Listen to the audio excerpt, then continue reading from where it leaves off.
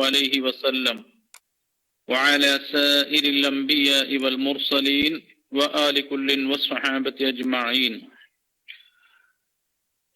ബഹുമാനികളായ സത്യവിശ്വാസികളെ, സഹോദര സഹോദരിമാരെ, അല്ലാഹു സുബ്ഹാനഹു വ തആല നാം പറയുന്നതും പഠിക്കുന്നതും അവൻ പൊരുത്തപ്പെട്ട സ്വാലിഹായ അമലായി കബൂൽ ചെയ്യുമാറാവട്ടെ. നമ്മിൽ നിന്ന് മരിച്ചുപോയവരുടെ ഖബർ ജീവിതം അല്ലാഹു സന്തോഷത്തിലാക്കുമാറാവട്ടെ. നമ്മെയും അവരെയും സ്വർഗലോകത്ത് ഒരുമിച്ച് കൂട്ടി അനുഗ്രഹിക്കുമാറാവട്ടെ. അയൽവാസിയോടുള്ള ബാധ്യതകളെ കുറിച്ചുള്ള തിരുവചനം നാം വിശദീകരിക്കുകയായിരുന്നു. ഇന്നലെ നാം പറഞ്ഞു വന്നത് 10 കാര്യങ്ങൾ അത് പിണക്കങ്ങളിൽ പെട്ടതായി ബഹുമാനപ്പെട്ട സുഫിയാൻ സൗരി റളിയല്ലാഹു അൻഹു പഠിപ്പിക്കുന്നതാണ്. 10 കാര്യങ്ങൾ പിണക്കങ്ങളാണ്. അതിൽ ആദ്യമായി എണ്ണിയത്, ഒരാൾ തനിക്ക് വേണ്ടി ദുആ ചെയ്യുന്നു. അവന്റെ മാതാപിതാക്കൾക്ക് വേണ്ടിയോ സത്യവിശ്വാസികളായ മുഅ്മിനീങ്ങൾ മുഅ്മിനാത്തുകൾക്ക് വേണ്ടിയോ അവൻ ദുആ ചെയ്യുന്നില്ല. അവന്റെ ദുആയിൽ അവരെ ഉൾപ്പെടുത്തുന്നില്ല എങ്കിൽ അവരോട് അവൻ പിണങ്ങിയവനാണ്. രണ്ടാമത്തേത്, റജുലുൻ യതഅല്ലമുൽ ഖുർആന വലാ യഖറഉ മിൻഹു ഫീ കുല്ലി യൗമിൻ 100 ആയ. ഒരാൾ വിശുദ്ധ ഖുർആൻ പഠിച്ചിട്ടുണ്ട്, പക്ഷേ ഒരു ദിവസം അതിലെ ഒരു 100 ആയത്ത് പോലും അവൻ ഓതുന്നില്ല. ഖുർആനിനോട് അവൻ പിണങ്ങിയവനാണ്.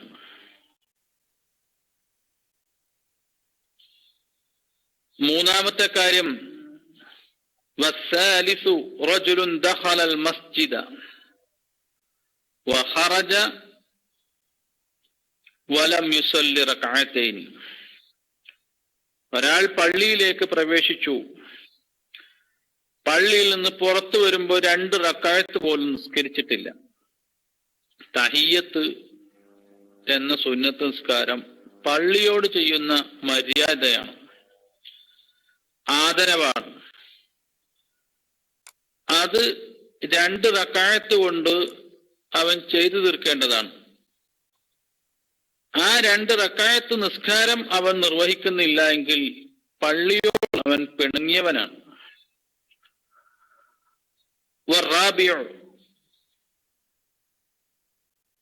നാലാമത്തേത്, റജുലുൻ യമുറു അലൽ മഖാബിർ വലം യുസല്ലിം അലാ അഹ്ലിഹാ വലം യദ്ഉ ലഹും. ഖബർസ്ഥാന അരികിലൂടെ നടന്നു പോകുന്നു, ആ ഖബറാളികളോട് അവൻ സലാം ചൊല്ലുന്നില്ല, അവർക്ക് വേണ്ടി അവൻ പ്രാർത്ഥിക്കുന്നുമില്ല. ഇത് ആ ഖബറാളികളോട് അവൻ പിണങ്ങിയതിന് തുല്യമാണ്. അഞ്ചാമത്തേത്, റജുലുൻ ദഖലൽ മദീനത ഫീ യൗമി ജുമുഅത്തിൻ സുമ്മ ഖറജ വലം യുസല്ലിൽ ജുമുഅ. ഒരു നാട്ടിൽ കടന്നു ചെന്നു, ജുമുഅ ഉള്ള സ്ഥലമാണ്, ജുമുഅയിൽ പങ്കെടുക്കാതെ അവൻ ആ പള്ളിയിൽ നിന്ന് അല്ലെങ്കിൽ ആ ജുമുഅ നടക്കുന്ന സ്ഥലത്ത് നിന്ന് തിരിഞ്ഞുപോയി, ജുമുഅ നിസ്കരിക്കാതെ. അത് ജുമുഅയോടുള്ള, അള്ളാഹു ആദരിച്ച ജുമുഅ നിസ്കാരത്തോടുള്ള പിണക്കമാണ്. ആറാമത്തേത്, റജുലുൻ നസല ഫീ മഹല്ലതിഹി റജുലുൻ ആലിമുൻ വലം യദ്ഹബ് ലിയതഅല്ലമ മിൻഹു ശൈഅൻ മിനൽ ഇൽം. ഒരാൾ, അവന്റെ നാട്ടിൽ ഒരു വിവരമുള്ള പണ്ഡിതനുണ്ട്, ആ പണ്ഡിതനിൽ നിന്ന് അറിവ് പഠിക്കാൻ ഒരുപാട് അവസരങ്ങളുണ്ട്, പലരും പഠിച്ചു പോകുന്നുണ്ട്. പക്ഷേ ഇവൻ ആ ആലിമിനെ ഇൽമു നുകരാൻ വേണ്ടി അങ്ങോട്ടേക്ക് ചെന്നിട്ടില്ല. ഇത് ഇൽമിനോടായ പിണക്കമാണ്. ഇപ്പൊ നമ്മുടെ നാട്ടിലൊക്കെ വലിയ വലിയ പണ്ഡിതന്മാരുണ്ടാവും. നമ്മുടെ സ്വദേശങ്ങളിലുണ്ടാകും, അതല്ലെങ്കിൽ അടുത്ത നാട്ടിലുണ്ടാകും. വിദൂര ദിക്കുകളിൽ നിന്ന് ഇൽമു പഠിക്കാൻ വേണ്ടി അവരുടെ അരികിലേക്ക് മുതഅല്ലിമുകളും മറ്റും വരും. അവരൊക്കെ ഇൽമു പഠിച്ച് വലിയ വിലപ്പെട്ട സമ്പത്ത് കൊണ്ടുപോകും.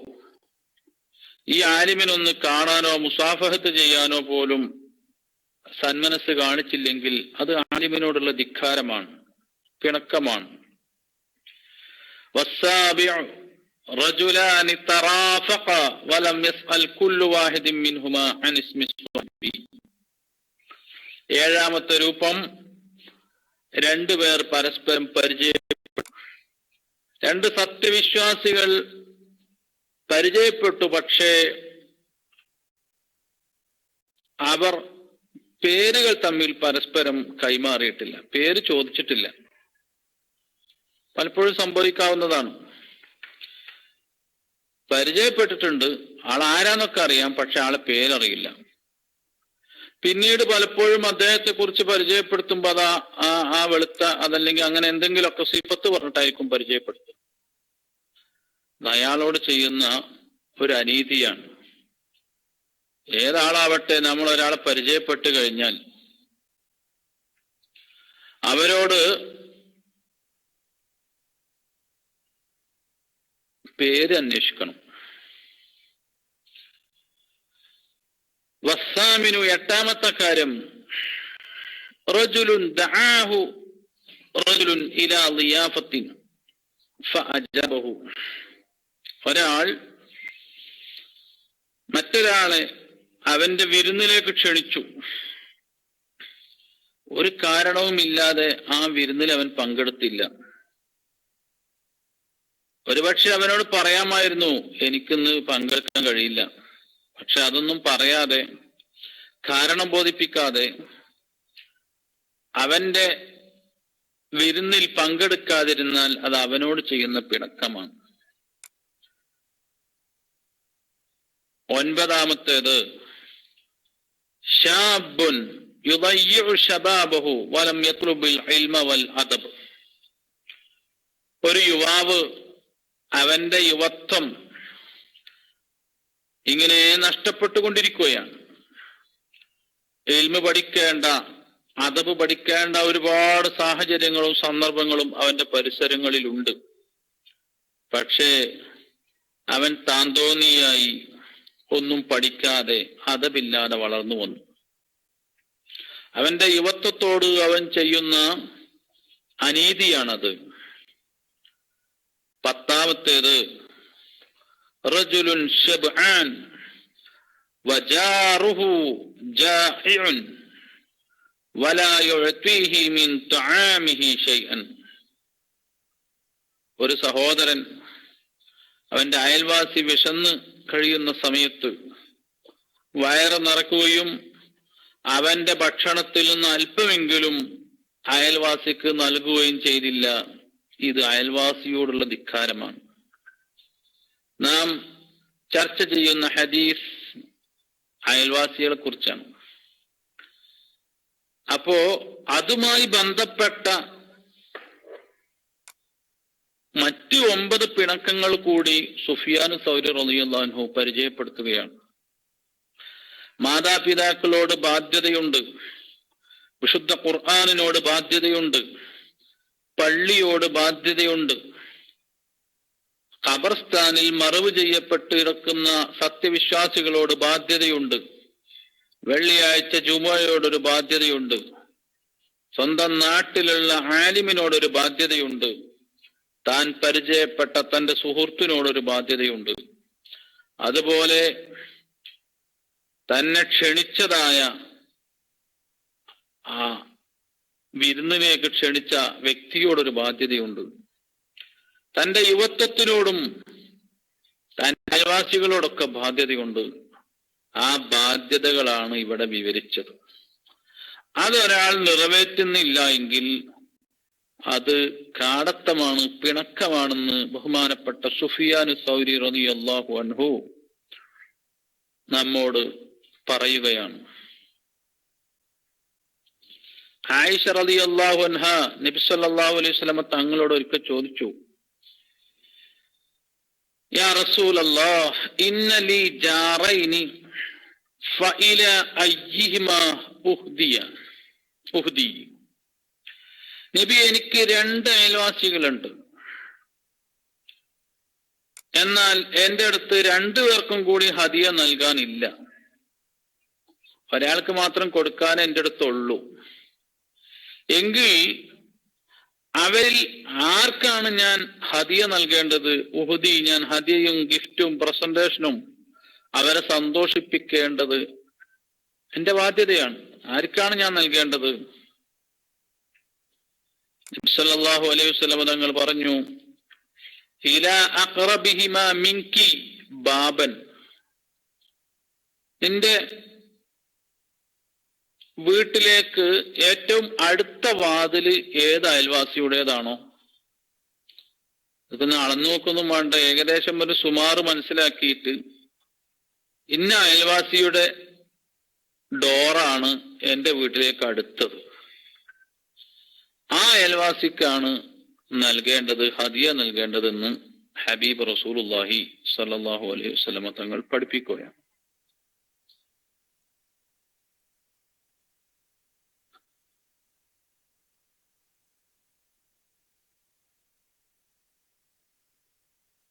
മനസ്സിലാക്കേണ്ട വളരെ പ്രധാനപ്പെട്ട സാരോപദേശങ്ങളാണ് ഇവയൊക്കെ. അയൽവാസികളെ മുഖമായി ഹബീബ് റസൂലുള്ളാഹി സ്വല്ലല്ലാഹു അലൈഹി വസല്ലം തങ്ങൾ തിരിക്കുകയാണ്. അൽ ജീറാനു സലാസ, 3 ഇനം അയൽവാസികളുണ്ട്. ജാറുൻ ലഹു ഹഖ്ഖുൻ വാഹിദ്, ചില അയൽവാസികൾ അവരോട് ഒരു ബാധ്യതയുണ്ട്. ഏറ്റവും അടുത്ത അയൽവാസികളാകുമ്പോൾ ഒരു ബാധ്യതയാണ്. വജാറുൻ ലഹു ഹഖ്ഖാനി, 2 ബാധ്യതയുള്ള അയൽവാസികളുണ്ട്.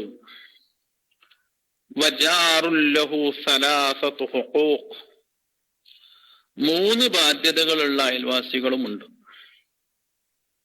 വഹുവ അഫ്ളലുൽ ജീറാൻ, 3 ബാധ്യതകളും 3 അവകാശങ്ങളുമുള്ള അയൽവാസിയാണ് ഏറ്റവും ശ്രേഷ്ഠതയുള്ള അയൽവാസി. നബി സല്ലല്ലാഹു അലൈഹി വസല്ലം തങ്ങൾ അത് വിശദീകരിക്കുകയാണ്. ഫഅമ്മല്ലദീ ലഹു ഹഖ്ഖുൻ വാഹിദ്, ഒരു അവകാശമുള്ള അയൽവാസി ഫജാറുൻ മുശ്രിക്കുൻ, മുശ്രിക്കായ അവിശ്വാസിയായ അയൽവാസിയാണ്. അവൻ വിശ്വാസിയല്ലെങ്കിലും അവൻ അയൽവാസിയാണല്ലോ. ലഹു ഹഖ്ഖുൽ ജിവാർ, അയൽപക്കം എന്നുള്ള ഒരു അവകാശം അവനും ഉണ്ട്. അവൻ അവിശ്വാസിയാവട്ടെ, ബിംബാരാധകനാവട്ടെ, തീനാരാധിക്കുന്നവനാവട്ടെ, ഏത് ആരാധ്യ വസ്തുവിൽ അവൻ വിശ്വസിച്ചാലും അവൻ തന്റെ അയൽവാസി ആയതുകൊണ്ട് അവനോടുമുണ്ട് ഒരു അവകാശം, ഒരു ബാധ്യത. വഅമ്മല്ലദീ ലഹു ഹഖ്ഖാനി, 2 ബാധ്യതകളുള്ള അയൽവാസിയെ കുറിച്ച് നബി സല്ലല്ലാഹു അലൈഹി വസല്ലം തങ്ങൾ പറയുന്നു, ഫജാറുൻ മുസ്ലിമുൻ ലഹു ഹഖ്ഖുൽ ഇസ്ലാമി വഹഖ്ഖുൽ ജിവാർ, തന്റെ അയൽവാസി മുസ്ലിമാണ്, അവനോട് ഇസ്ലാമികമായ ഒരു കടപ്പാടുമുണ്ട്, അയൽവക്കം എന്നുള്ളൊരു കടപ്പാടുമുണ്ട്. ഇപ്പൊ 2 ബാധ്യതകൾ അവനോടുണ്ട്. വഅമ്മല്ലദീ ലഹു സലാസതു ഹുഖൂഖ്, 3 ബാധ്യതകൾ, 3 അവകാശങ്ങളുള്ള അയൽവാസി ആരാ? ഫജാറുൻ മുസ്ലിമുൻ ദൂ റഹിമിൻ, അയൽവാസിയാണ്, അവൻ മുസ്ലിമാണ്, കുടുംബ ബന്ധമുള്ള ആളുമാണ്. അയൽവാസി സ്വന്തം അനുജനോ ജ്യേഷ്ഠനോ അല്ലെങ്കിൽ മൂത്താപ്പയോ എളാപ്പയോ ഇങ്ങനെയുള്ള ബന്ധുക്കൾ കൂടിയാകുമ്പോൾ അവരോട് 3 ബാധ്യതകളുണ്ടെന്ന് ഹബീബ് റസൂലുള്ളാഹി സ്വല്ലല്ലാഹു അലൈഹി വസല്ലം തങ്ങൾ പഠിപ്പിക്കുന്നു.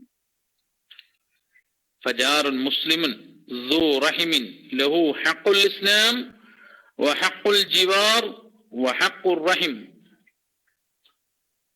ഇസ്ലാമികമായ കടപ്പാട് അവനോടുണ്ട്, അയൽവക്കം എന്നുള്ളൊരു കടപ്പാടുണ്ട്, ബാധ്യതയുണ്ട്, കുടുംബ ബന്ധം എന്നൊരു ബാധ്യതയുമുണ്ട്. ഇമാം തുബറാനി റിപ്പോർട്ട് ചെയ്യുന്ന ഹദീസാണ്.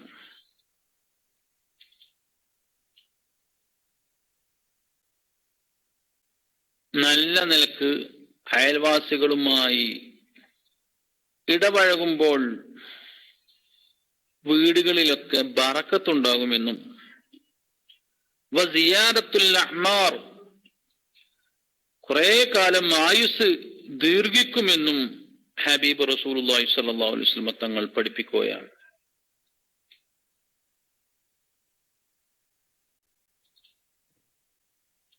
അയൽവാസിയെ ആദരിക്കേണ്ടത് അവന്റെ പ്രയാസങ്ങൾ ക്ഷമിച്ചുകൊണ്ടും അവനെ കൊണ്ട് നമുക്കൊരു പ്രയാസവും മറ്റുമില്ലാതെ ജീവിക്കൽ കൊണ്ടാണ്. നന്മകൾ ഉണ്ടായാൽ അതിൽ സന്തോഷിക്കുക. വല്ല പ്രയാസങ്ങളോ വിഷമങ്ങളോ ഉണ്ടായാൽ രണ്ടുപേരും ഒരുപോലെ സഹതപിക്കുക.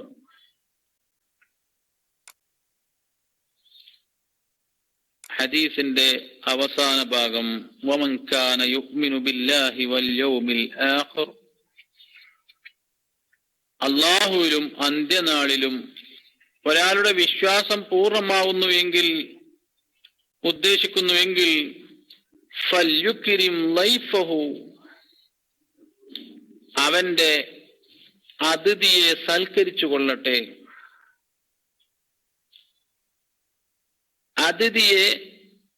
അതിഥി എന്ന് പറഞ്ഞാൽ അത് ഒരതിഥിയാവട്ടെ, 2 അതിഥിയാവട്ടെ, ഒന്നിലധികം അതിഥികൾ ഉണ്ടാവട്ടെ. ഒരേ സമയത്ത് നമ്മുടെ വീട്ടിലേക്ക് കുറെ ആളുകൾ വിരുന്നു വന്നു. എല്ലാവരും നമ്മുടെ അതിഥികളാണ്. അതിൽ പാവപ്പെട്ടവരുണ്ട്, അല്ലെങ്കിൽ പണക്കാരുണ്ട്, എല്ലാവരും അതിഥികളാണ്. എല്ലാവരെയും ഒരുപോലെ സ്വീകരിക്കുക, മുഖപ്രസന്നത, എല്ലാവരോടും ഒരേ കാഴ്ചപ്പാട്. കുടുംബത്തിലുള്ള അല്ലെങ്കിൽ അതിഥിയായി വന്ന സമ്പന്നന്റെ മുമ്പിൽ നല്ല പ്രസന്നതമായ മുഖവും നല്ല സംസാരവും. അതേസമയം മറ്റൊരു അതിഥിയുണ്ട്, അവൻ യാചകനാണ്, ദരിദ്രനാണ്, അവനോട് മറ്റൊരു മുഖവും. ഇത് പാടില്ല. എല്ലാവരോടും ഒരേ സമീപനം, നല്ല മുഖപ്രസന്നത, നല്ല സംസാരം, എല്ലാവർക്കും ഒരേ രൂപത്തിൽ വിരിപ്പ് വിരിച്ചു കൊടുക്കുക, എല്ലാവരെയും ഒരുപോലെ മജ്‌ലിസിലേക്ക് ഇരുത്തുക. ഇതാണ് അവരോടുള്ള ആദരവ്. സാധിക്കുമെങ്കിൽ 3 ദിവസം അവർക്ക് വേണ്ട ഭക്ഷണങ്ങളെല്ലാം നൽകുക. ആദ്യത്തെ ദിവസം നല്ല വിഭവസമൃദ്ധമായ ഭക്ഷണം നൽകുക. 2ാമത്തെയും 3ാമത്തെയും ദിവസം വിഭവസമൃദ്ധമല്ലെങ്കിലും ഭക്ഷണം നൽകാം. പക്ഷെ ഏറ്റവും വിഭവസമൃദ്ധമായ ഭക്ഷണം അത് ആദ്യത്തെ ദിവസമാണ് നൽകേണ്ടത്. അന്ന് അയൽവാസിയോട് എതിര് പറയുന്നവരുണ്ട്, ഇന്ന് ഷോപ്പിൽ പോകാൻ ആളെ കിട്ടിയില്ല, അതുകൊണ്ട് ചിക്കനൊന്നും വാങ്ങിയിട്ടില്ല, ചിക്കനും ഗീ റൈസൊക്കെ നമുക്ക് നാളെ ആക്കാം. അതിലൊരു അർത്ഥമില്ല. അത് അവന്റെ കൽബ് സന്തോഷിക്കാൻ ഏറ്റവും നല്ലത് ആദ്യത്തെ ദിവസം തന്നെ. എന്ത് പ്രയാസം ഉണ്ടെങ്കിലും അത് ആദ്യത്തെ ദിവസം തന്നെ കണ്ടീഷനാക്കി ചെയ്യും. മൂന്നാമത്തെ ദിവസം അവന് ഹൃദ്യമായ രൂപത്തിൽ യാത്രയപ്പ് കൊടുക്കുക. അങ്ങനെയാണ് അതിഥിയെ സൽക്കരിക്കേണ്ട അദബ്. റസൂലുള്ളാഹി സ്വല്ലല്ലാഹു അലൈഹി വസല്ലമ തങ്ങളോടുള്ള ആ ചര്യ അത് മുറുകെ പിടിക്കേണ്ടത് അങ്ങനെയാണ്. നമ്മുടെ വീട്ടിലൊരു പക്ഷേ പല വിഷമങ്ങളുണ്ടാവും, വേണ്ടത്ര കാശുണ്ടാവില്ല, പക്ഷേ അതിഥിയെ നമുക്ക് നാളെ കിട്ടില്ല. ഒരു പക്ഷേ ഏതെങ്കിലും രൂപത്തിൽ കാശ് തിരിമറി ചെയ്ത് ഈ അതിഥിയുടെ മനസ്സ് സന്തോഷിപ്പിച്ചാൽ അതിന്റെ ബർക്കത്ത് കൊണ്ട് അവന്റെ എല്ലാ സാമ്പത്തിക പ്രയാസങ്ങളും അത് പോകും. റസൂലുള്ളാഹി സ്വല്ലല്ലാഹു അലൈഹി വസല്ലമ തങ്ങളുടെ മുമ്പിലേക്ക് ഒരു അതിഥി വന്നപ്പോ അവിടെ വീട്ടിലൊന്നുമില്ല. നബി തങ്ങൾ അവിടുത്തെ പടയങ്കി പണയം വെച്ചിട്ടാണ് ആ അതിഥിയെ സൽക്കരിച്ചത്. ഒരു ജൂതന്റെ അരികിലാണ് അത് പണയം വെക്കുന്നത്. ഇന്നലെ ഈ സംഭവം പറഞ്ഞപ്പോ ഒരാൾ സംശയം ചോദിച്ചു, അപ്പൊ റസൂലുള്ള പണയം വെച്ചിട്ടുണ്ടല്ലേ, പണയം വെച്ചിട്ട് തിരിച്ചങ്ങോട്ട് പലിശ വല്ലതും കൊടുത്തിട്ടുണ്ടോ, അതൊന്നും അറിഞ്ഞാൽ പിന്നെ ആ രൂപത്തിൽ നമുക്ക് പണയം വെക്കാലോ. സുബ്ഹാനല്ലാഹ്, ചിന്തിക്കാൻ പോലും കഴിയാത്ത ഒരു സംശയം. പണയം എന്ന് പറഞ്ഞാൽ എന്താണ്? അത് കൂടുതൽ പലിശ കൊടുത്തിട്ടോ മറ്റോ ആയിക്കൊള്ളണമെന്നില്ല.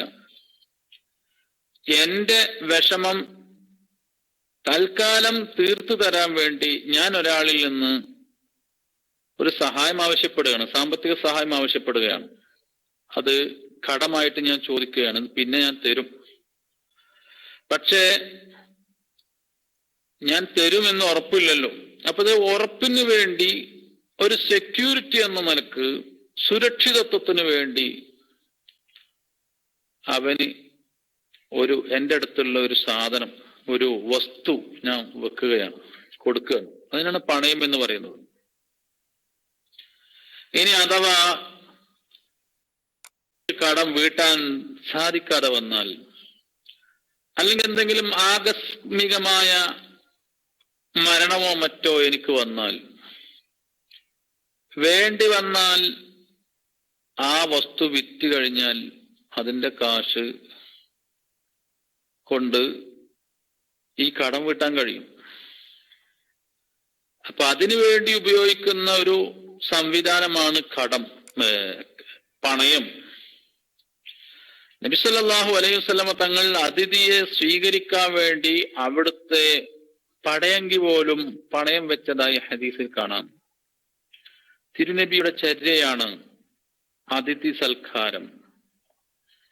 ഖലീലുല്ലാഹി ഇബ്രാഹിം നബി അലൈഹിസ്സലാം, ഇബ്രാഹിം നബി അലൈഹിസ്സലാമിന് പ്രത്യേകമായ പേര് തന്നെയുണ്ട്, അബുല്ലൈഫാൻ, അതിഥികളുടെ പിതാവ് എന്നാണ്. കാരണം സൽക്കാരം എന്നുള്ളത് വലിയ ഇഷ്ടമുള്ള ഒരു കാര്യമാണ് ഇബ്രാഹിം നബി അലൈഹിസ്സലാമിന്.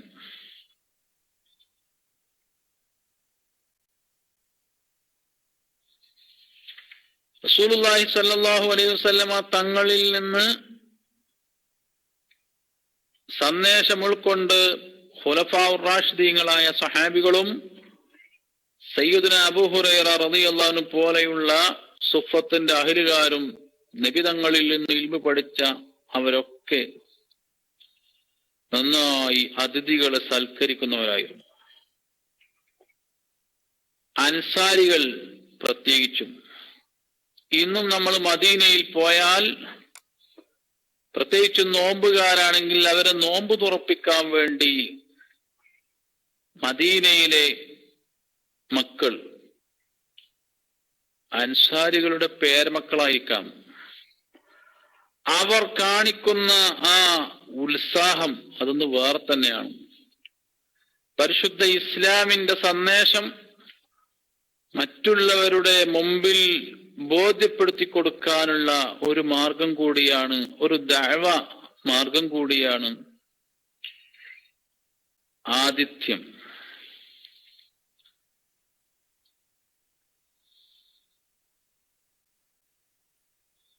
അതിഥിക്ക് വേണ്ടി കൂടുതൽ പ്രയാസം അനുഭവിച്ച് അത് അതിഥിയെ ബോധ്യപ്പെടുത്തി കൊടുക്കരുത്. ഞാനിപ്പോ എത്ര ബുദ്ധിമുട്ടിയിട്ടാന്നറിയോ എന്നെ ഇങ്ങനെ ഈ രൂപത്തില് സൽക്കരിക്കുന്നത്. അത് കാരണം അതിഥി ദേഷ്യം പിടിക്കേണ്ടി വന്നാൽ ഹദീസിൽ കാണാം, ഫഖദ് അബ്ഗളല്ലാഹ്, അള്ളാഹുവിന്റെ കോപത്തിന് അവൻ വിധേയനാകുന്നതാണ്. അപ്പൊ അതിഥിയെ യാതൊരു രൂപത്തിലും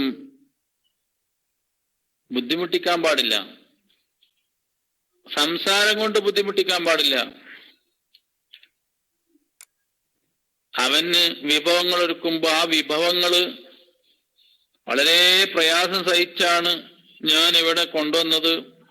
അങ്ങനെ വണ്ടി എടുത്ത് പോയി, ഇവിടെ അടുത്തൊന്നും മത്സ്യം കിട്ടാനില്ല, അങ്ങനെ ദൂരെ സ്ഥലത്ത് ഞാൻ വണ്ടി എടുത്ത് പോയിട്ടാണ് മത്സ്യം വാങ്ങിയത് എന്നൊക്കെ പറഞ്ഞ് അവനെ ഇടങ്ങാറാക്കുമ്പോ വരേണ്ടതില്ലായിരുന്നു എന്നൊക്കെ തോന്നിപ്പോകും. അവനെ പ്രയാസപ്പെടുത്തലാണ്, അത് അള്ളാഹുവിന്റെ കോപത്തിന് കാരണമാകും.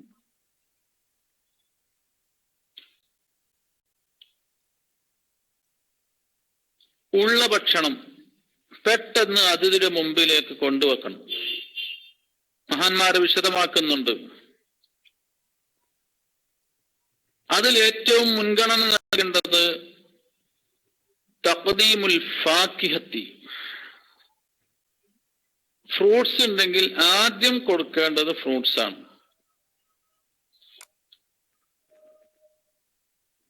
അത് കഴിഞ്ഞാൽ പിന്നെ മുൻഗണന നൽകേണ്ടത് അൽ-ലഹ്മു വസ്സരീദ്, മാംസവും പത്തിരിയും ഖുബുസും ഒക്കെയാണ്. അതിനുശേഷം മധുരമുള്ള വല്ലതും നൽകുകയാണെങ്കിൽ ഫഖദ് ജമഅത് ത്വയ്യിബാത്ത്, എല്ലാ പരിശുദ്ധമായതിനെയും അവൻ ജംഅ് ചെയ്തു എന്ന് മഹാന്മാർ പഠിപ്പിക്കുന്നു. ബഹുമാനപ്പെട്ട ഹുജ്ജത്തുൽ ഇസ്ലാം അബൂ ഹാമിദ് അൽ ഗസാലി റഹിമഹുല്ലാഹ് ഇഹിയ ഉലൂമുദ്ദീനിൽ പറയുന്നുണ്ട്, തർത്തീബുൽ അത്ഇമ,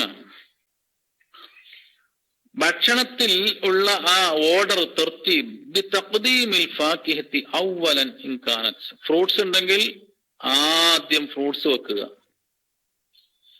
ഫദാലിക ഔഫഖു ഫി തിബ്ബ്,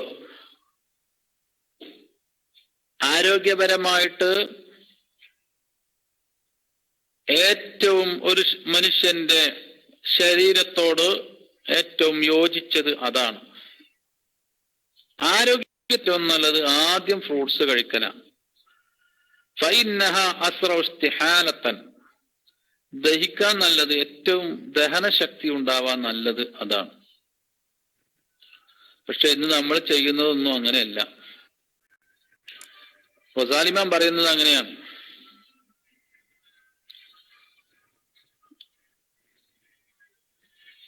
ഖുർആനിൽ അതിലേക്കൊരു സൂചനയുണ്ട് എന്ന് മഹാനവർകൾ പഠിപ്പിക്കുന്നു. ഖുർആനിൽ പറയുന്നുണ്ട്, വഫാകിഹത്തിൻ മിമ്മാ യതഖയ്യറൂൻ വലഹ്മി ത്വയ്രിൻ മിമ്മാ യശ്തഹൂൻ. ഖുർആനിൽ സ്വർഗീയ ലോകത്തെ പരിചയപ്പെടുത്തിയപ്പോൾ വഫാകിഹത്തിൻ മിമ്മാ യതഖയ്യറൂൻ, അവരിഷ്ടപ്പെടുന്ന നല്ല ഫ്രൂട്ട്സ്. പിന്നെ അത് കഴിഞ്ഞതിന്റെ ശേഷമാണ് വലഹ്മി ത്വയ്രിൻ മിമ്മാ യശ്തഹൂൻ, അവർ ആഗ്രഹിക്കുന്ന മാംസം ഭക്ഷണമായി നൽകുന്നത്. ഈ ഒരു തർത്തീബ് സ്വർഗലോകത്തുണ്ടെങ്കിൽ നമ്മുടെ ആദിത്യ സൽക്കാരത്തിലും അതാണ് ഉണ്ടായിക്കേണ്ടത് എന്ന് ബഹുമാനപ്പെട്ട ഇമാം ഗസാലി റഹ്മത്തുള്ളാഹി അലൈഹി പഠിപ്പിക്കുന്നു. ആദ്യം ഫ്രൂട്ട്സ്, പഴവർഗ്ഗങ്ങൾ, അത് കഴിഞ്ഞതിന് ശേഷം മാംസഭക്ഷണം, അത് കഴിഞ്ഞ് ഫൈൻ അതാ ബി ഹലാവത്തിൻ ബഅദ ദാലിക, ഭക്ഷണത്തിന് ശേഷം വല്ല മധുരമുള്ള ഹൽവകളും നൽകുകയാണെങ്കിൽ ഫഖദ് ജമഅ ത്വയ്യിബാത്ത്, പരിശുദ്ധമായത് മുഴുവനും അവന്റെ സൽക്കാരത്തിൽ വന്നു കഴിഞ്ഞു എന്ന് മഹാന്മാര് പഠിപ്പിക്കുന്നു. അതുപോലെ അതിഥിയുടെ കൂടെ ഇരുന്ന് ഭക്ഷണം കഴിക്കൽ തിരുനബി സല്ലല്ലാഹു അലൈഹി വസല്ലമ തങ്ങളുടെ ചര്യയാണ്. ഭക്ഷണം ഉണ്ടാക്കി നിങ്ങൾ കഴിച്ചോളൂ, ഞാൻ കഴിച്ചു, അതല്ലെങ്കിൽ ഞാൻ കുറച്ച് കഴിഞ്ഞിട്ട് കഴിക്കാം എന്ന നിലപാട് വീട്ടുകാരനുണ്ടാവരുത്.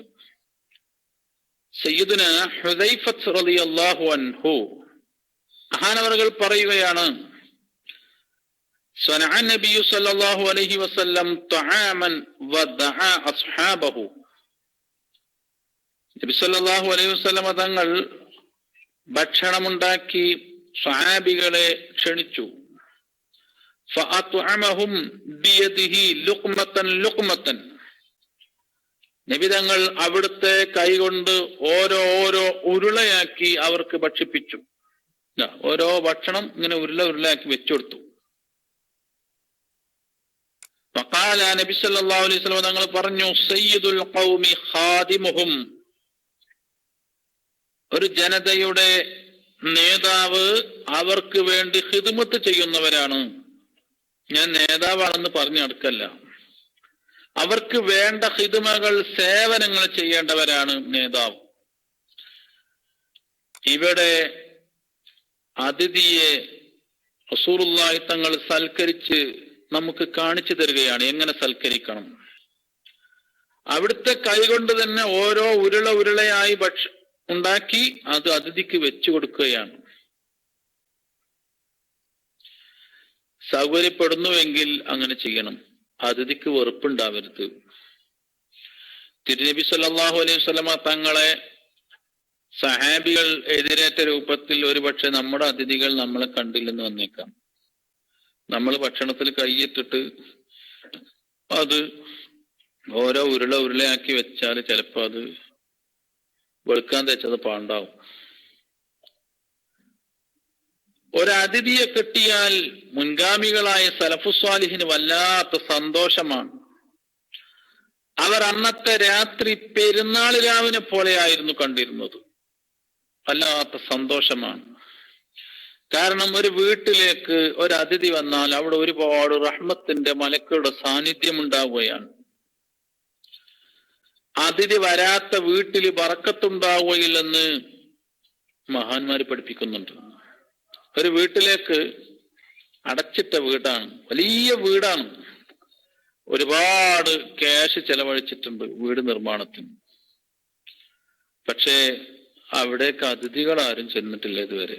ആരെയും വിളിച്ചിട്ടുമില്ല, ആരും ചെന്നിട്ടില്ല. ആ വീട്ടിൽ ബറക്കത്തുണ്ടാവുകയില്ല എന്ന് മഹാന്മാർ പറയുകയാണ്. അബ്ദുല്ലാഹി ഇബ്നുൽ മുബാറക് റളിയല്ലാഹു അൻഹു മഹാനവറുകളെ കുറിച്ച് ചരിത്രം ഉദ്ധരിക്കുന്നുണ്ട്.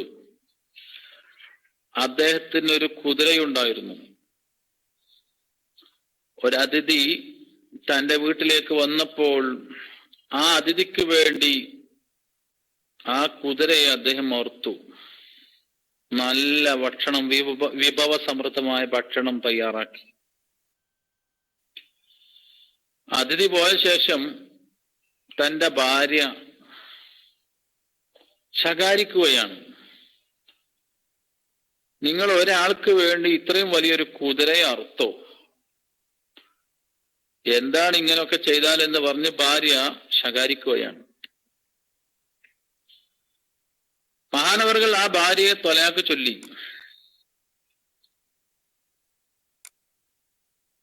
അങ്ങനെ പിന്നീട് ഒരിക്കൽ ഒരാൾ അദ്ദേഹത്തിന്റെ അരികിൽ വന്നു.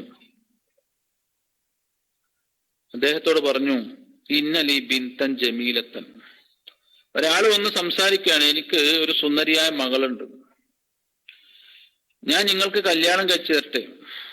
അതെ. അങ്ങനെ അദ്ദേഹം ഒരു ധനികനായിരുന്നു. തന്റെ മകളെ അബ്ദുല്ലാഹി ഇബ്നു മുബാറക് റളിയല്ലാഹു അൻഹു കല്യാണം കഴിച്ചു കൊടുത്തിട്ട് വിവാഹ സമ്മാനമായി 10 കുതിരകളെ നൽകുകയാണ്. ആദ്യം അറുത്തത് അതിഥിക്ക് വേണ്ടി ഒരു കുതിരയായിരുന്നു. അതിൽ ശകാരിച്ച ഇഷ്ടമില്ലാത്ത തന്റെ ഭാര്യയെ ത്വലാഖ് ചൊല്ലി. എന്നാൽ അതിനുശേഷം ലഭിച്ച ആ വിവാഹ സമ്മാനമായി 10 കുതിരകളെയാണ് അദ്ദേഹത്തിന് നൽകിയത്. അതെ, കുതിര തന്നെ. ശേഷം അദ്ദേഹം സ്വപ്നത്തിൽ കാണുകയാണ്, ഇന്നക ത്വല്ലഖത ലിഅജലിന അജൂസൻ ഫഖദ് ജവസ്നാക ബിക്റൻ വദബഹ്ത ലനാ ഫർസൻ ഫഖദ് അഅതൈനാക അശ്റൻ. ഒരാള് അദ്ദേഹത്തോട് സ്വപ്നത്തിൽ വിളിച്ചു പറയുകയാണ്, നിങ്ങൾ നമ്മുടെ പ്രീതിക്ക് വേണ്ടി ഒരു അജൂസിന്, ഒരു കിഴവിയെ ത്വലാഖ് ചൊല്ലി. അതിന് പകരമായി നിങ്ങൾക്ക് ഒരു കന്യകയായ പെൺകുട്ടിയെ ഞാൻ വിവാഹം ചെയ്തു തന്നു, നമ്മൾ വിവാഹം ചെയ്തു തന്നു. നമുക്ക് വേണ്ടി നിങ്ങൾ ഒരു കുതിരയെ അറുത്തപ്പോൾ, നമുക്ക് വേണ്ടി എന്ന് പറഞ്ഞാൽ അതിഥിക്ക് വേണ്ടി ഒരു കുതിരയെ അറുത്തപ്പോൾ ഫഖദ് അഅതൈനാക അശ്റൻ, നിങ്ങൾക്ക് നാം 10 കുതിരയെ വിവാഹ സമ്മാനമായി നൽകി എന്ന് അദ്ദേഹം സ്വപ്നത്തിൽ കാണുകയാണ്. വലിയ മഹാനാണ് സയ്യിദുന അബ്ദുല്ലാഹി ഇബ്നുൽ മുബാറക് റളിയല്ലാഹു അൻഹു. അവ്വലു മൻ അലാഫ സയ്യിദുന ഇബ്രാഹിം അൽ ഖലീൽ അലൈഹിസ്സലാം. ആദ്യമായി അതിഥിയെ സൽക്കരിച്ചത് ഖലീലുല്ലാഹി ഇബ്രാഹിം നബി അലൈഹിസ്സലാമാണ്. ഇമാം തൊബറാനി ഉദ്ധരിക്കുന്ന ഹദീസിൽ കാണാം.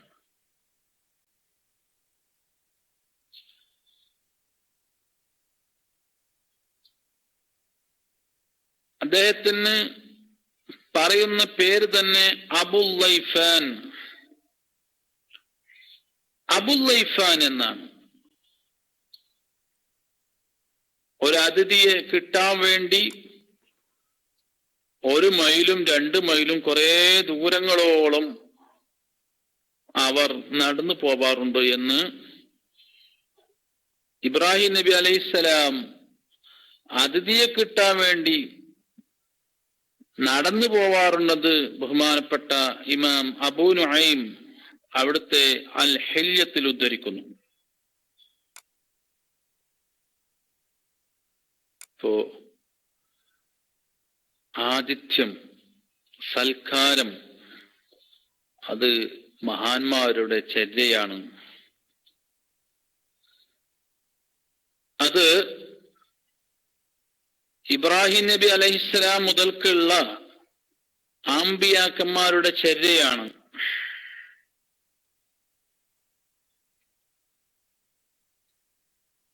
ബഹുമാനപ്പെട്ട ഇമാമുന ഷാഫിഈ റഹിമഹുല്ലാഹ്, മാലിക് ഇമാം, അബു ഹനീഫ പോലെയുള്ളവർക്ക് അതൊരു സുന്നത്തായിട്ടാണ് കൽപ്പിച്ചത് എങ്കിൽ ഇമാം അഹ്മദ് ബിൻ ഹംബൽ റഹിമഹുല്ലാഹ് പോലെയുള്ള മദ്ഹബിൽ ആതിഥ്യം നിർബന്ധമാണ്. ഒരു സുന്നത്ത് മാത്രമല്ല, നിർബന്ധം തന്നെയാണ്. ഒരു ഗ്രാമത്തിൽ യാത്രക്കാരനായി ഒരാൾ വന്ന്, ഒരു മുസ്ലിമായ ആൾ വന്നാൽ അവർക്ക് വേണ്ടത്, അവർക്ക് എന്നല്ല ആ യാത്രക്കാരുടെ മൃഗങ്ങൾക്ക് വേണ്ടതും എന്തൊക്കെ ആവശ്യമുണ്ടോ, ഒരു രാത്രിയും പകലും ആവശ്യമുള്ളതൊക്കെ ഇവർക്ക് കൊടുക്കൽ നിർബന്ധമാണ്. അവിടെ പള്ളിയോ മറ്റോ ഇല്ല എങ്കിൽ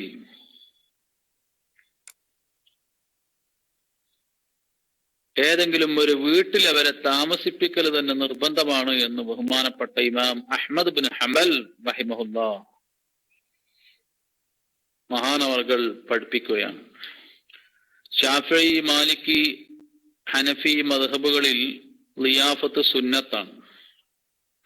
എന്നാൽ ഹംബലി മദ്ഹബിൽ അത് നിർബന്ധം തന്നെയാണ്. പക്ഷേ ഈ താമസിപ്പിക്കാനും ഒരു പരിധി പറഞ്ഞിട്ടുണ്ട്. അല്ലാ യസീദ ഫീ ഇഖാമത്തിഹി അലാ സലാസത്തി അയ്യാം, 3 ദിവസത്തേക്കാൾ കൂടുതൽ താമസിപ്പിക്കാൻ പാടില്ല. അതിഥി തന്നെയാണ്, പക്ഷേ അത് 3 ദിവസം മാത്രമാണ് ളിയാഫത്തുള്ളത്. 3 ദിവസത്തേക്കാൾ കൂടുതൽ വർദ്ധിപ്പിക്കാതെ കൂടുതൽ ആക്കരുത്. എന്നാൽ അതായത് താമസിക്കരുത്, അതിഥി തന്നെ താമസിക്കരുത്, കണ്ടറിഞ്ഞ് ഒഴിവാവണം. 3 ദിവസമായില്ലേ, ഓക്കെ. അതേസമയം ആത്മാർത്ഥ ഹൃദയത്തോടുകൂടെ വീട്ടുകാരൻ പറയാണ്, നിങ്ങൾ ഇനിയും താമസിക്കുന്നതാണ് ഇഷ്ടം, നിങ്ങൾ കൂടുതൽ ദിവസം ഇവിടെ പാർക്കണം, താമസിക്കണം. അത് അവന് സന്തോഷത്തോടുകൂടെ മനപ്പൊരുത്തത്തോടുകൂടെ പറയുകയാണ് എന്ന് സാഹചര്യങ്ങളെ കൊണ്ട് അതിഥി മനസ്സിലാക്കുകയും ചെയ്താൽ കൂടുതൽ ദിവസം അതിഥിക്ക് താമസിക്കാം. മനസ്പൊരുത്തം വേണം. പിരിഞ്ഞു പോകുന്ന സമയത്ത് മനസ്സ് സന്തോഷത്തോടുകൂടെ പിരിഞ്ഞു പോകണം. ഞാൻ ഇപ്പൊ അതിഥിയാണല്ലോ, ഇവന്റെ വീട്ടിൽ ബർക്കത്തുണ്ടാവാൻ ഞാൻ വന്നതുകൊണ്ടാണല്ലോ കാരണം, എനിക്ക് ഒരു വെയിറ്റ് ഒക്കെ ഉണ്ട് എന്നല്ല കരുതേണ്ടത്. സലാം പറഞ്ഞ് വളരെ സന്തോഷപൂർവം അതിഥിക്ക് വേണ്ടി, ആതിഥേയന് വേണ്ടി, അവന്റെ വീട്ടുകാർക്ക് വേണ്ടി, അവന്റെ മക്കൾക്ക് വേണ്ടി പ്രാർത്ഥന നടത്തിയിട്ടാവണം പിരിഞ്ഞു പോവേണ്ടത്. എന്നാൽ അത് വലിയ ഒരു ഗുണം ആ വീട്ടിൽ വരാനും ഇതുപോലെ ഇനിയും അതിഥികളെ സൽക്കരിക്കാനും ഈ വീട്ടുകാരന് സന്മനസ് വരും. ഭക്ഷണം കഴിച്ചാൽ ആ ഭക്ഷണത്തിന്റെ മഹത്വം ഒന്ന് പറയാം. വീട്ടുകാരന് തൃപ്തിയുണ്ടെങ്കിൽ ഭക്ഷണത്തെക്കുറിച്ച് നന്നായി പുകഴ്ത്തുക, നല്ല ഫുഡായിരുന്നു എന്ന് വീട്ടുകാരനെയും അതുപോലെ ഫുഡ് ഉണ്ടാക്കിയവരെയും അറിയിക്കുക എന്നുള്ളത് ഒരു നല്ല ചര്യയാണ്. അവരുടെ മനസ്സ് സന്തോഷിക്കും. ഒരുപാട് ഹൈറായ കാര്യങ്ങൾ പഠിപ്പിച്ച ഹദീസാണിത്. ഈ ഹദീസ് മഹാന്മാർ ഈ ഹദീസിനെ കുറിച്ച് പറയുന്നത് ഇന്നഹു നിസ്ഫുൽ ഇസ്ലാം, പരിശുദ്ധ ഇസ്ലാമിന്റെ നിസ്ഫ് തന്നെ, പകുതി തന്നെ ഈ ഹദീസിലുണ്ട്. ബാധ്യതകൾ പഠിപ്പിക്കുന്നുണ്ട്, സ്വഭാവങ്ങൾ പഠിപ്പിക്കുന്നുണ്ട്. അയൽവാസിയോടായാലും അതിഥിയോടായാലും ഉള്ള അവകാശങ്ങൾ, അതുപോലെ ഒരാൾ അള്ളാഹുവിലും അന്ത്യനാളിലും വിശ്വസിക്കുന്നുവെങ്കിൽ അവൻ നല്ലത് മാത്രം സംസാരിക്കട്ടെ, അല്ലെങ്കിൽ മിണ്ടാതിരിക്കട്ടെ, അവന്റെ സ്വഭാവം നന്നാക്കണം. ഇങ്ങനെ സ്വഭാവവുമായി ബന്ധപ്പെട്ടതും മറ്റൊരുത്തനോടുള്ള ബാധ്യതയുമായി ബന്ധപ്പെട്ടതുമായ വിധികളാണ് ഈ ഹദീസിൽ പ്രതിപാദിക്കുന്നത്. അതുകൊണ്ട് തന്നെ ഇസ്ലാമിന്റെ പകുതി ഭാഗവും ഈ ഹദീസിൽ ഉൾക്കൊണ്ടിട്ടുണ്ട് എന്ന് മഹാന്മാർ ഈ ഹദീസിനെ പരിചയപ്പെടുത്തുകയാണ്. ഒരാൾ കാമിലായ വിശ്വാസിയാണെങ്കിൽ അവൻ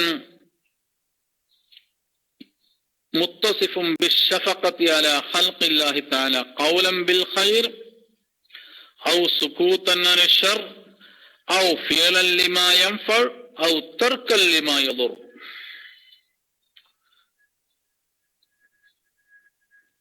ഒരാൾ പരിപൂർണനായ മുഅ്മിനാവുകയാണെങ്കിൽ അള്ളാഹുവിന്റെ സൃഷ്ടികളോട് നല്ല സംസാരം, മോശമായ സംസാരങ്ങൾ, ഷർറായ സംസാരങ്ങളിലൊക്കെ മാറി നിൽക്കുക, അവർക്ക് ഉപകാരപ്രദമായത് മാത്രം ചെയ്യുക, അവരെ പ്രയാസപ്പെടുത്തുന്ന വല്ലതുണ്ടെങ്കിൽ ഒഴിവാക്കുക. ഇതെല്ലാം കൂടി സമ്പൂർണമാകുമ്പോഴാണ് ഒരാളുടെ വിശ്വാസം പൂർണ്ണമാകുന്നത്. പ്രധാനപ്പെട്ട വിഷയങ്ങൾ ഉൾക്കൊള്ളുന്നത് കൊണ്ടാണ് നിസ്ഫുൽ ഇസ്ലാം, ഇസ്ലാമിന്റെ പകുതിയാണ് ഈ ഹദീസ് എന്ന് മഹാന്മാർ പരിചയപ്പെടുത്തിയത്. അൻസാരികളുടെ സ്വഭാവമാണ്. സയ്യിദുന റസൂലുള്ളാഹി സ്വല്ലല്ലാഹു അലൈഹി വസല്ലമ തങ്ങളുടെ മുമ്പിലേക്ക് ഒരു സഹാബി വന്നു.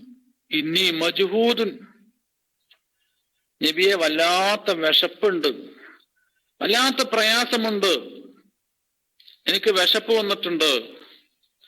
നബി സല്ലല്ലാഹു അലൈഹി വസല്ലമ തങ്ങൾ അവിടുത്തെ ഭാര്യമാരിലേക്ക് ആളയക്കുകയാണ്, അവിടെ കഴിക്കാൻ വല്ലതുണ്ടോ? മാ ഇൻദന ഇല്ലൽ മാ, വെള്ളമല്ലാതെ വേറൊന്നുമില്ല. വെള്ളം എല്ലാ സ്ഥലത്തും കിട്ടുമല്ലോ, അത് മാത്രമേ വീട്ടിലുള്ളൂ, മറ്റൊന്നുമില്ല. അത് മനസ്സിലാക്കണം. തിരുനബി സല്ലല്ലാഹു അലൈഹി വസല്ലമ തങ്ങളുടെ വീടിന്റെ അവസ്ഥയാണ്. നബി സല്ലല്ലാഹു അലൈഹി വസല്ലമ തങ്ങൾ സഹാബികളോട് ചോദിക്കുകയാണ്, മൻ യളീഫു ഹാദാ അല്ലൈല, ഇന്ന് രാത്രി ഇദ്ദേഹത്തിന് വിരുന്നൂട്ടാൻ പറ്റിയ, സൽക്കരിക്കാൻ പറ്റിയ ആരെങ്കിലും ഉണ്ടോ? അൻസാരികളിൽപ്പെട്ട ഒരു സഹാബി എഴുന്നേറ്റു, അന യാ റസൂലല്ലാഹ്, ഞാനുണ്ട് നബിയെ. അദ്ദേഹം ഈ അതിഥിയുടെ കൈ പിടിച്ചുകൊണ്ട് വീട്ടിലേക്ക് ചെന്നു.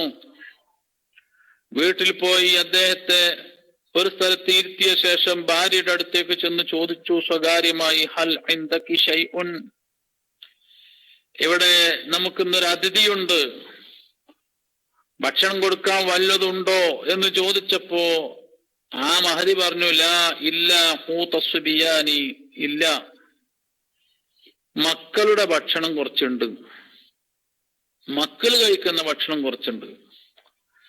നബി സല്ലല്ലാഹു അലൈഹി വസല്ലം തങ്ങൾ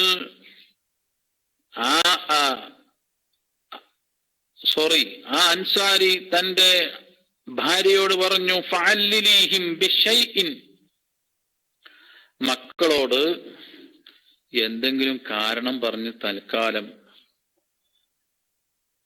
ഇരുത്ത്. അവരുറക്കിക്കളഞ്ഞു. ഫഇദാ ദഖല ളൈഫുനാ ഫാതുഫി ഇസ്സിറാജ്, നമ്മുടെ വിരുന്നുകാരൻ വന്നാൽ നീ വന്ന് വിളക്ക് കെടുത്തണം. വിളക്ക് എങ്ങനെ കെടുത്തും? നല്ലൊന്ന് വേഗത്തിൽ വന്നാല് ആ കാറ്റ് കൊണ്ട് ചിലപ്പം വിളക്ക് കെട്ടുപോകും. ഇന്നത്തെ പോലെ ഫീസ് വരാനൊന്നും പറ്റൂല, കാരണം കറണ്ടൊന്നും അല്ലല്ലോ, താൽക്കാലികമായി ഉപയോഗിക്കുന്ന തിരിവിളക്കുകളാ, കാറ്റ് കൊണ്ട് കെട്ടുപോകും. അപ്പോ അൻസാരി ഭാര്യയോട് പറയുകയാണ്, നമ്മുടെ അതിഥി വന്ന് നീ ഭക്ഷണമൊക്കെ റെഡിയാക്കി വെച്ചാൽ, ഞങ്ങൾ കഴിക്കാൻ വേണ്ടി ഇരുന്നാൽ വിളക്ക് നീ കെടുത്തണം. വനവ്വിമിൽ അത്ഫാൽ, മക്കൾ നേരത്തെ ഓർക്കണേ. മക്കൾ ഭക്ഷണം കഴിച്ചാലും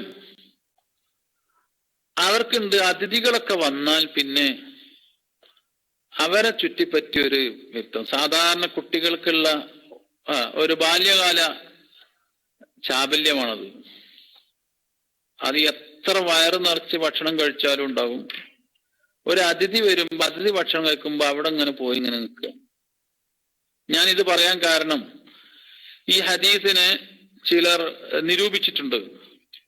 മക്കൾക്ക് പോലും ഭക്ഷണം കൊടുക്കാതെയാണോ ഒരു അതിഥിയെ അൻസാരി സൽക്കരിച്ചത്? അതിന് ഹദീസ് പണ്ഡിതന്മാർ അതിനെ വ്യാഖ്യാനിച്ചിട്ടുണ്ട്. ഒരിക്കലും മക്കൾക്ക് കൊടുക്കാതെ എന്നല്ല, മക്കള് ഭക്ഷണം കഴിച്ചു, അവർക്ക് വലിയൊരു ആവശ്യമൊന്നുമില്ല, അവർ കുറച്ച് നേരത്തെ ഭക്ഷണം കഴിച്ചിട്ടുണ്ട്. അതേസമയം ഇനി അതിഥിയുടെ മുമ്പിൽ കൊണ്ടു നിൽക്കുന്ന ഭക്ഷണം, ആ ഭക്ഷണത്തിലേക്ക് മക്കൾ വളർന്നിരിക്കുകയാണെങ്കിൽ അവർ വരുമെന്നുള്ള പേടി കൊണ്ടാണ് നവ്വിമി അൽ അത്ഫാൽ, മക്കളെ നേരത്തെ ഉറക്കണേ. വഖദ്ദിമി ലിൽ ലൈഫി മാ ഇൻദകി, എന്താണോ ഉള്ളത് അത് കൊണ്ടുവന്ന് വെക്കുക, വിളക്ക് കെടുത്തുക. അങ്ങനെ ആ അൻസാരി സഹാബിയുടെ ഭാര്യ അത് ചെയ്തു. എന്നിട്ടോ വിളക്കും കെടുത്തി, വിളക്കണച്ചു. രണ്ടുപേരും കഴിക്കുന്നു.